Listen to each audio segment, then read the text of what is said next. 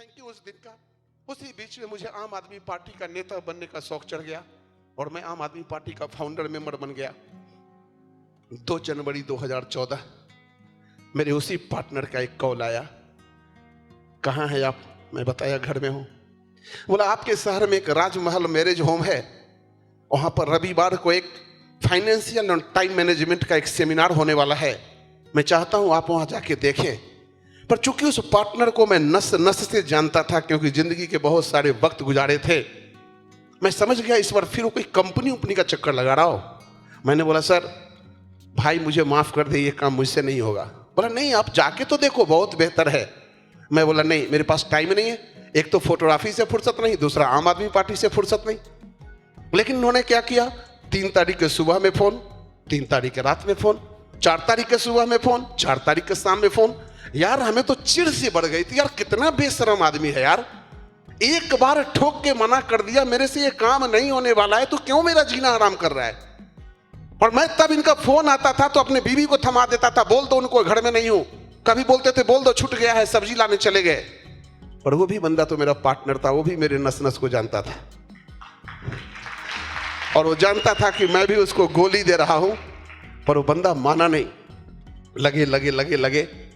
9 तारीख का दिन आया, फिर वही बात, एक बार मेरे कहने पर आप चले जाइए, एक बार। और मैंने वो डेट डिसाइड किया 13 जनवरी 2014 दिन संडे। उस दिन जाने का सोचा, लेकिन फिर हमें पता चला कि हम लोगों को कलेक्ट्रेट तक झाड़ू लगाना था जाकर के। मैंने अपनी वाइफ को बोला ऐसा करिए आप जाके वो फंक्शन देख लीजिए और मैं झाड़ू वाला कार्यक्रम कर लेता हूं, तो पेपर में फोटो आ जाएंगे। और मैं वाइफ को भेजा वहां और मैं चला गया झाड़ू लगाने। लौट के जब मैं सेमिनार में गया 1 बजे के लगभग, मैं बीवी से पूछा क्या हुआ जी? तो बोली अरे वो कोई कंपनी है, वो सूट बेचना पड़ता है 2 गो, और 2 बनाने के बाद बोल रहे थे बहुते पैसा आता है। हम बोले 2 बनाने वाला है? बस 2 बनाने वाला तो कोई बोलता था तो मुझे लगता था दोनों उंगली मेरे आंख में घुसेड़ देगा। हमने तुरंत मोबाइल निकाला और बोला सर मुझसे ये काम नहीं होगा। तो बोला क्यों, आपने देख लिया क्या? मैंने बोला ना मैं कभी झूठ नहीं बोलता। तो मैंने बोला नहीं मैंने तो नहीं देखा है, पर मेरी मैडम ने देखा है। और भाई ये 2 बनाने वाला काम तो मैं ये कई कर चुका हूं, ये काम मेरे से नहीं होगा। अब उन्होंने सोचा कि अरे काम तो बिगड़ गया, फिर कहना शुरू किए कल होके, अरे एक बार अपने मेरे कहने पर तो देख लो। मैं उनकी बात नहीं माना, उन्होंने दूसरे लीडर को यह काम ट्रांसफर कर दिया। ये आदमी मेरे कहने से ज्वाइन नहीं कर रहा है, ज्वाइन कराओ।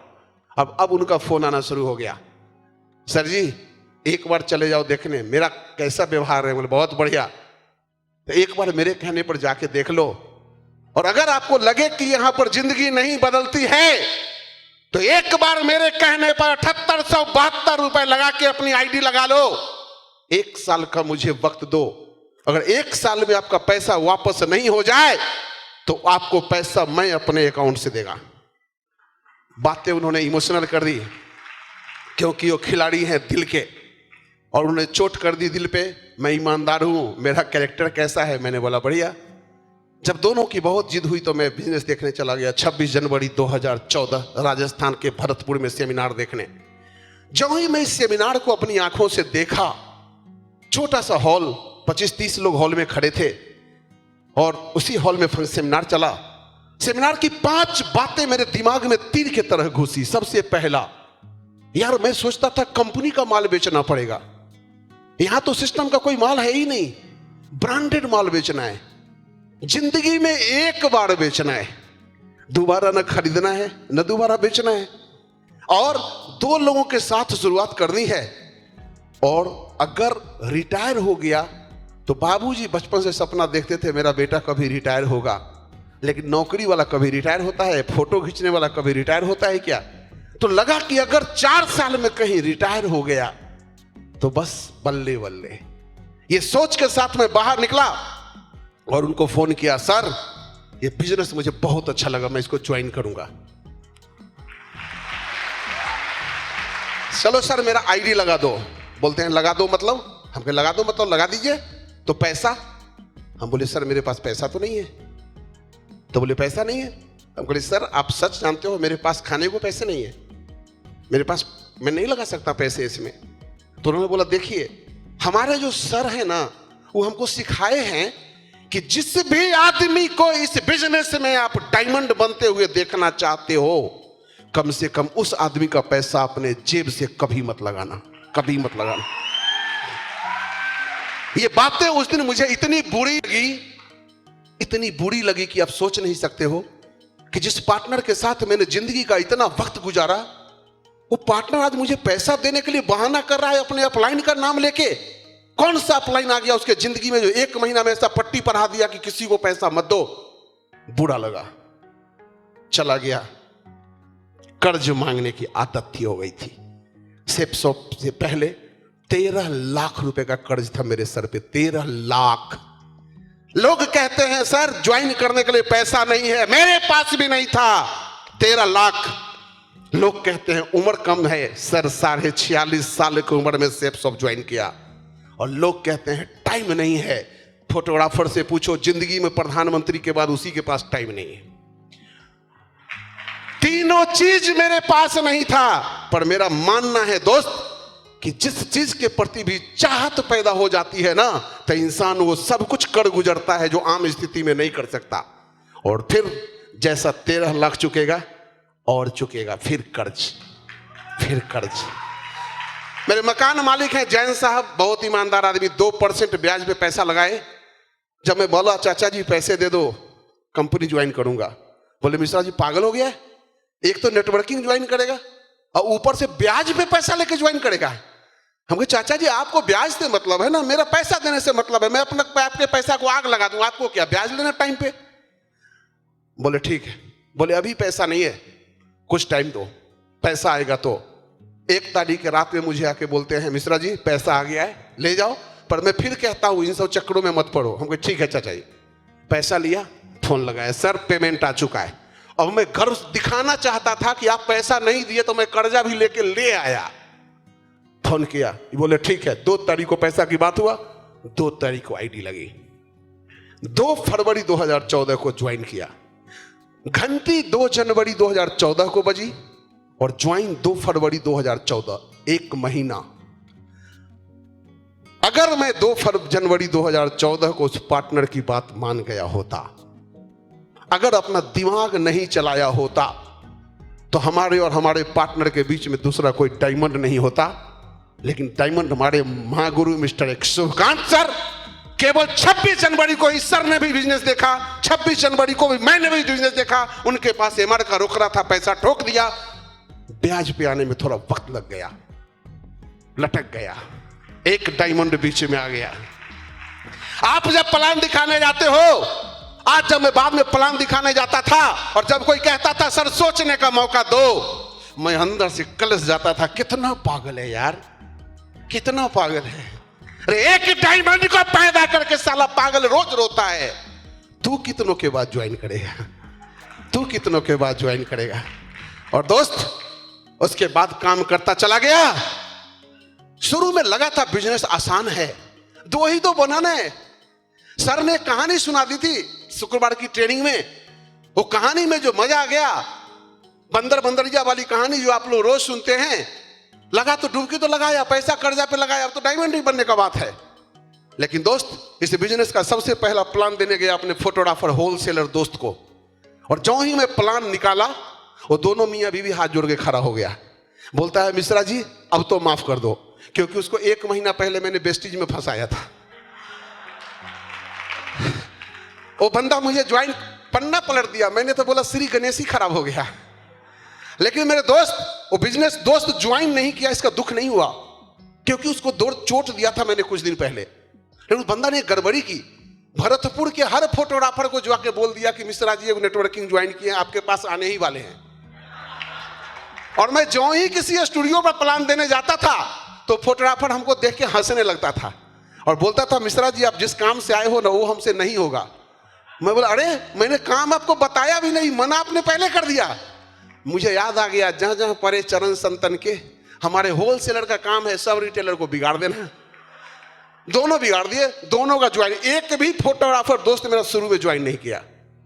मैं रोज प्लान देता था दोस्त। मैं जिस दिन से बिजनेस को जुड़ने में 1 महीना जरूर लिया, लेकिन जिस दिन 2 फरवरी को ज्वाइन किया उसी दिन से मैं और मेरी वाइफ साथ में इस बिजनेस को किए हैं, साथ में। कभी भी अपने वाइफ को साथ नहीं छोड़ा। तो जब एक दिन क्या हुआ कि हरिद्वार में लौट के आता था, मेरी बीवी कहती थी आज कोई ज्वाइन हुआ क्या? हम नहीं। तो जो ही गया तो आज बोलती है भाई साहब आए थे। तो मेरा दिल खुश हो गया कि शायद उसके मन में आया होगा कि दोस्त का दिल तोड़े हैं, चलो आज वो आईडी लगा देते हैं। मैं गया, बोला क्या बोल रहे थे? तो बोल रहे थे विनाश काले विपरीत बुद्धि। आके बोल गए हैं मिश्रा जी बहुत बढ़िया आदमी है, बिहारी बाबू बहुत बढ़िया आदमी है, लेकिन वो भरतपुर वाले को नहीं जानते हैं, साला कोई ज्वाइन नहीं करेगा। भाभी देखना इस साला स्टूडियो भी एक दिन बंद हो जाएगा और सेफ सबका भागना तो तय है। दोस्त दिल से बताता हूं, उस दिन मुझे मिर्गी चढ़ गया, क्योंकि यार मेरे को मना किया चला, मेरा सारा दोस्त बिगाड़ दिया चला, पर तू आज मेरे बीवी को गुमराह करने आया है। मैं ऐसा टाइप का मर्द नहीं हूं कि बीवी मना कर देगी तभी मैं काम कर लूंगा। एक बार अगर कह दे बीवी कि इस घर में या तो सेफ शॉप रहेगा चाहे मैं रहूंगी, तो बताओ कौन रहेगा घर में? तो बस बीवी उस दिन मुझे सचमुच बुरा लगा और उस दिन मुट्ठी बांधी। साला पहले तो मजाक में डायमंड बनने की सोचा था, अब तो इस बंदे के लिए डायमंड बन के दिखाना पड़ेगा। लेकिन दोस्त उसी बीच में क्या हुआ, 7 मार्च 2014 हमारे महागुरु राकेश सर डायमंड बने थे। आप लोगों को अपलाइन बोलता है ना डायमंड शिप में चलो पैसे निकालो, अरे सर कमाएंगे तो पैसे देंगे। मैंने भी बोला था अपने सर को, सर अभी तो कुछ आया नहीं, आएगा तो देंगे। तो सर बोले था तो नहीं लगाइएगा तो डायमंड नहीं बनिएगा। हम बोले क्या बात हुआ, ब्याज पर पैसा लगा के ज्वाइन किया, आप डायमंड कैसे नहीं बनेंगे? तो बोले जो डायमंड सिर्फ देखेंगे ही आप नहीं, तो आपको डायमंड बनने का पागलपन कैसे चढ़ेगा? दोस्त फिर पैसा उधार मांगा दोस्तों से, और इसी सूर सदन आगरा में सर का डायमंड शिप देखने आया। और जब सर का एंट्री देखा था, वो दिल फाड़ के एंट्री मारे, सफेद सूट ऐसा ही टाई, दिल तो साला धक से रह गया था। अपनी पूरी जिंदगी में मैंने उससे पहले इतना बड़ा फंक्शन कभी नहीं देखा था जहां इतने सारे चमकते हुए चेहरे बैठे हों। और उसी हॉल में रोया था। उसी हॉल में मुझे एक बात आई थी कि एक मेरी जिंदगी 46 साल की, कर्जा 13 लाख, और एक सर उम्र 21 साल 8 महीना। मेरे मन ने सोचा शिव कुमार मिश्रा, अगर इसी हॉल में अगर भगवान अभी आ जाएं और तुम्हारे बाबूजी से पूछे पंडित श्री नारायण मिश्रा जी ये बेटा अगले जन्म में भी चाहिएगा क्या? और उसी हॉल में सत्येंद्र सर से भी पूछते भगवान सत्येंद्र जी ये राकेश सर बेटा अगले जन्म में चाहिए क्या? मेरे दोस्त सत्येंद्र सर तो बोलते हर जन्म में यही बेटा मिले, पर मेरे बाबूजी मेरा जैसा बेटा नहीं मांगते जिसके मूड़ी पर 46 साल की उम्र में भी 13 लाख का कर्जा था, जिसका बाप उस दिन भी सोचता था कि अपने बेटी का शादी कैसे करेगा, अपने बेटे को पढ़ाएगा कैसे, और बोलते हुए बुरा लगता है पंडित का बेटा हूं। बाबूजी हमेशा कहते थे मैं मरूंगा तो मेरा बेटा श्राद्ध करेगा कैसे? कहां से लाएगा पैसा मेरा बेटा श्राद्ध करने के लिए? कहां से लाएगा मेरा पैसा? उसके बाद दोस्त आज काम करता चला गया। आग लगी उसी दिन हॉल में कि अगर एक बाप की औलाद है शिव कुमार मिश्रा तो डायमंड बनने से पहले तो मर भी नहीं सकता है, मर भी नहीं सकता है। मुझे क्या फर्क पड़ा कितने लोगों ने मना किया मालूम नहीं, हर फर्क के साथ वो चेहरा देखता था जो मेरा मजाक उड़ाता था, जो मुझे बोलता था तू डायमंड बनेगा, अच्छा तू BMW खरीदेगा, अच्छा तू हवाई जहाज चढ़ेगा। वो ताने यहां छलनी करते थे। और जब दिल पे लगती है ना यार, तो दिल जला तो कुछ भी कर जाता है, कुछ भी कर जाता है। काम करता चला गया, परेशानियां आई। परेशानी नहीं आएगा तो मजा भी क्या है यार?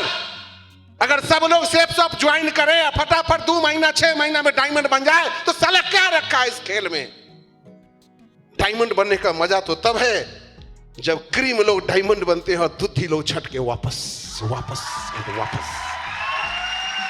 और उसके लिए बनना पड़ता है पागल, क्योंकि पागल लोग ही इतिहास बनाते हैं, पढ़े लिखे लोग तो इतिहास पढ़ते हैं मेरे दोस्त। अच्छा है मैं मूर्ख था, अपलाइन को समर्पित होता चला गया।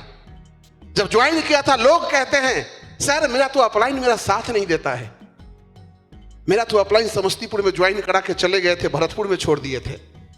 अरे किसी बाप का अगर बेटा का बाप मर जाए तो क्या बच्चा रोज इसी बात के लिए रोएगा कि मेरा बाप मर गया? अरे पागल हो जाए बेटा तो बाप से भी बड़ा नाम बना के बाप का भी नाम ऊंचा कर सकता है। बस बेटे के सीने में आग होना चाहिए। और वो जो पार्टनर की बात मैंने किया, जिसका मेरा आने वाला पीढ़ी भी शुक्रगुजार रहेगा, वो पार्टनर कोई और नहीं है, मेरा गुरु, मेरा हमदम, मेरा दोस्त मिस्टर अंजनी कुमार झा।